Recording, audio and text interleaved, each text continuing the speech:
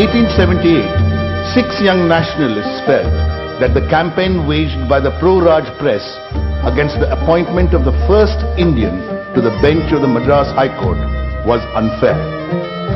So they borrowed a rupee and 12 annas and launched the Hindu as a weekly to mold public opinion. During its early years, the voice of the Hindu was that of its progressive and courageous editor, G. Subramanya Iyer. Through the paper, he vigorously campaigned for raising the age of marriage, for widow remarriage, and for a better place for the underprivileged in society. While the turn of the century witnessed an upsurge of nationalism, internal problems found the Hindu on the verge of closure. In 1905, Kasturi Ranga Iyengar, the paper's legal advisor and an admirer of Tilak, bought the Hindu. Under him, the paper's cause became the independence of India. Kasturi Ranga Iyengar was the Hindu's first modernizer. He generated a steady flow of advertising, ensured quick delivery to remote areas, arranged for efficient news operations. In the early 1920s, the paper installed the first rotary printing press in South India. From the 1890s, the Hindu had forged a special bond with Gandhiji. With the return of the Mahatma in 1915 from South Africa, the freedom struggle entered a new era.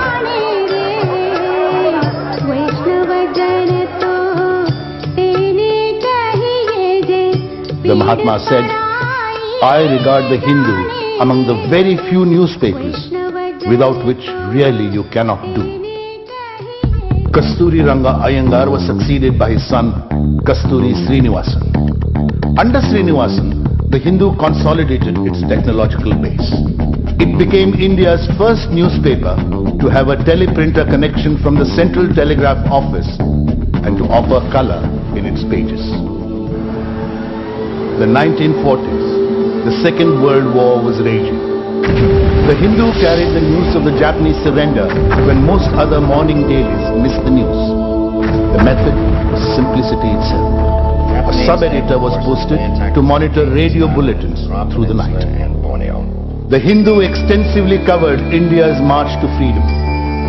At the stroke of midnight on the 15th of August 1947, the nation kept its tryst with destiny. At the stroke of the midnight hour, when the world sleeps, India will awake to life and freedom. But freedom came with a big price tag, the partition.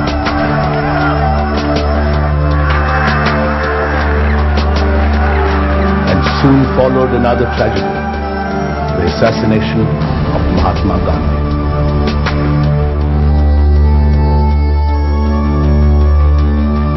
As the new republic embarked on a path of Nehruvian socialism, massive industrial projects were undertaken. As communication technology grew rapidly, Indian newspapers faced the twin challenges of time and distance. In 1963, the Hindu became the first newspaper in India to operate its own fleet of aircraft for distributing copies.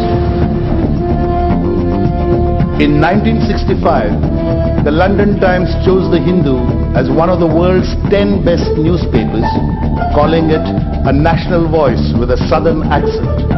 And in 1968, the American Newspaper Publishers Association conferred on the paper its World Press Achievement Award.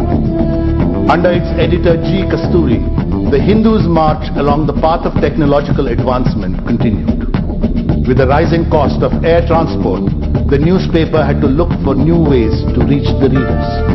In 1969, the Hindu became the first newspaper in India to print a facsimile edition. The nation was to fight 3 wars in the 60s and the 70s.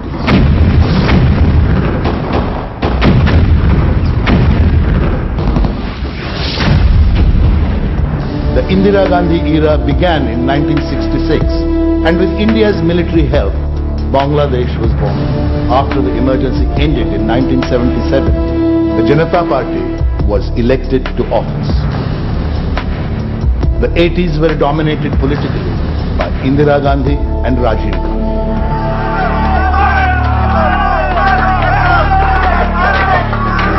extremism, terrorism, corruption, and the politics of communalization reared their ugly heads. But it was not all bad news. Economic growth picked up and India became self-sufficient in food grains. Indian cricket enjoyed its finest hour in 1983, and a year later, Rakesh Sharma became the first Indian in space. The 80s also found the Hindu playing a major and sustained investigative role when the Bofors scandal broke out. This affair, along with the Ayodhya mobilization, is widely perceived to have caused the downfall of the Rajiv Gandhi government. 1980, another first. The Hindu introduces photo composition. 1986, the Delhi edition, for which another pioneering step has to be taken, linking up with the INSAT 1B satellite for facsimile transmission. Mandal, Mandir and Masjid dominated the political agenda of the early 90s. The assassination of Rajiv Gandhi was a signal that terrorism was here to stay. But the decade was defined by economic liberalization, with increased purchasing power and the arrival of satellite television. The demands of readers and indeed the rules of the newspaper game changed. Again, the Hindu changed with the times. It invested in new technology. It made a concerted effort to appeal to its readers by better coverage of local and regional news. It introduced youngish features like Metro Plus. It widened its base with 5 new printing centers. After getting a taste of office in 1996, the BJP and its allies came to power in 1998. Extremism and terrorism in Kashmir continued to challenge the nation. And in 1999, India successfully defended itself against a major Pakistan-sponsored military infiltration in Kargil. The Hindu took a strong stand against all forces that divided the nation. The 125-year-old history of the Hindu is a saga of challenge and response. From a mere 80 copies in 1878, the newspaper's circulation has grown to 9,33,000 today, printed at 11 centers. Crucial to this progress has been the commitment of a dedicated staff, today numbering 3,200. In its 125th year, the Hindu has recommitted itself to its larger societal and public service mission. It has editorially proclaimed 5 principles as a template for socially responsible and ethical journalism. The principles are truth-telling, freedom and independence, justice, humaneness, and contributing to the social good. They constitute a running thread through the 125 years of the newspaper's history and show the way to a great future.